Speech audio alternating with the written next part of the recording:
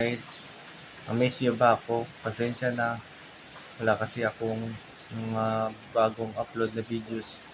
Today, maglilinis ulit ako ng kwarto. Pero ngayon, yung mga video na. Tara, samahan niyo ako. Paano maglinis ng kwarto at comment down below lang kayo kung may mga puna kayo sa kung paano ako maglinis sa kwarto. Ito nga pala guys yung kwarto ko. Tingnan nyo kung gaano ito kalat. Burara ba ako?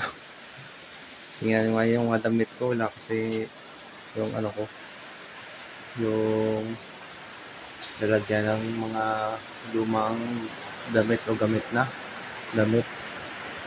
Ito yung linisan ko. Yung second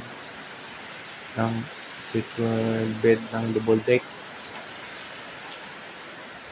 Bali, 1 month to 3 months dapat daw kayo maglinis ng yung kwarto.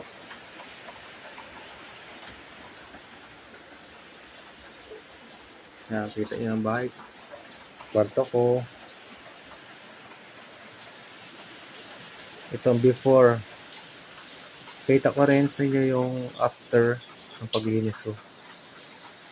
Dito tayo.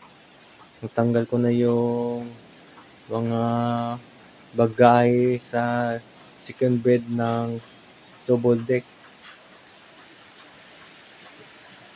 Tanggal ko na. Tapos mamaya tapos na malinis na. Okay. Finished product na. Tingnan nyo naman.